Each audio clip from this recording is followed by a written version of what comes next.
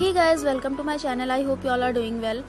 तो गाइस, आज हम जिस टॉपिक पर बात करेंगे वो है एसेक्सुअल रिप्रोडक्शन का फर्स्ट पार्ट, जो कि था फिजन, जिसके बारे में हमने लास्ट लेक्चर में काफ़ी ब्रीफ स्टडी की थी, लेकिन आज हम इसके बारे में डिटेल स्टडी करेंगे।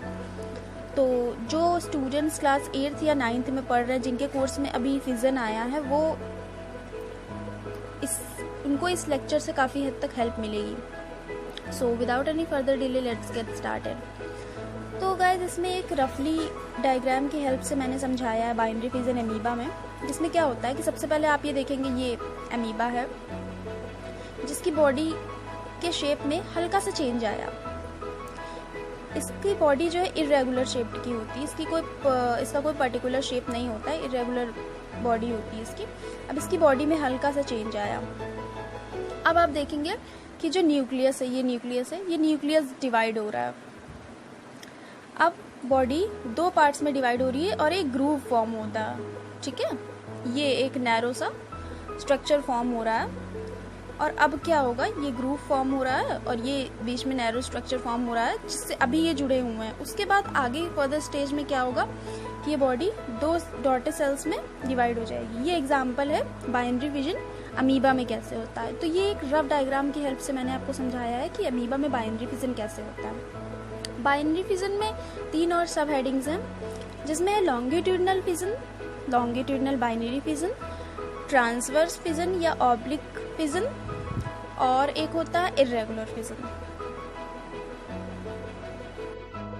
तो फ्रेंड्स, यहाँ पे एक रफ डायग्राम की हेल्प से मैंने समझाया है कि ट्रांसवर्स फिजन, लॉन्गिट्यूडनल फिजन और इर्रेगुलर फिजन कैसे होता है। ट्रांसवर्स फिजन में क्या होता है कि ट्रांसवर्स एक्सिस जो रहती है, ट्रांसवर्स सेक्शन, उससे फिजन स्टार्ट होता है।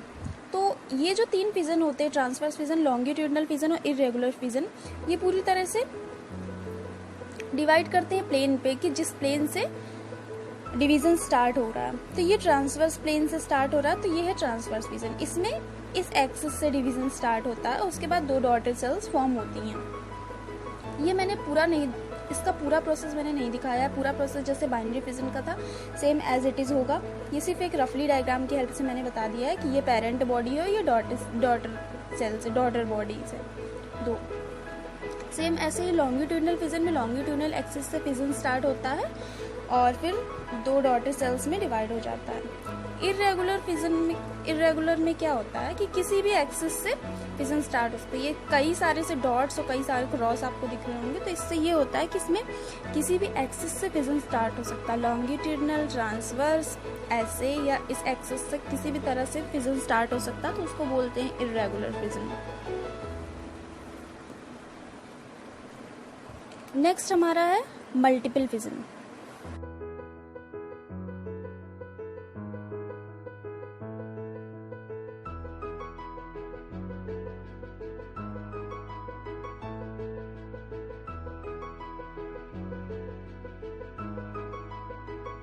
यहाँ पे मल्टीपल फिजन का भी एक रफ डायग्राम बना के मैंने समझाया है कि मल्टीपल फिजन कैसे होता है। मल्टीपल फिजन होता है बेसिकली, इसका एक सबसे अच्छा एग्जांपल है प्लाज्मोडियम वाइवेक्स,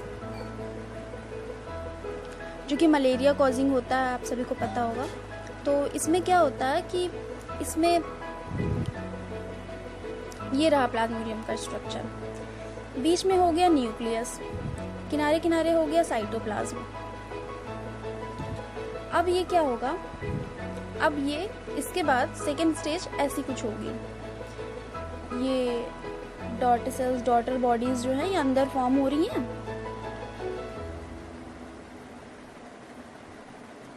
उसके बाद ये बॉडी ओपन हो जाएगी, आउटर सरफेस जो है, आउटर बॉडी जो है वो रप्चर हो जाएगी, डॉटर सेल्स बाहर रिलीज हो जाएंगी। तो ऐसे होता है मल्टीपल फिजन। मल्टीपल फिजन में बेसिकली क्या होता है, the splitting of parent cell into numerous daughter cells and each of which grows into an adult is called multiple fission. Example, plasmodium. अगर आपको डेफिनेशन लिखनी है तो आप सारे फिजन्स की डेफिनेशन लिख सकते हैं। बाइनरी फिजन की डेफिनेशन होगी the splitting of parental cell into 2 equal daughter cells and each of which rapidly divides into an adult is called binary fission. And multiple fission का example होगा the splitting of a parent cell into numerous daughter cells each of which grows into an adult is called multiple fission. Example is Plasmodium vivax. इसमें एक और process आता है जो कि है स्पोरुलेशन।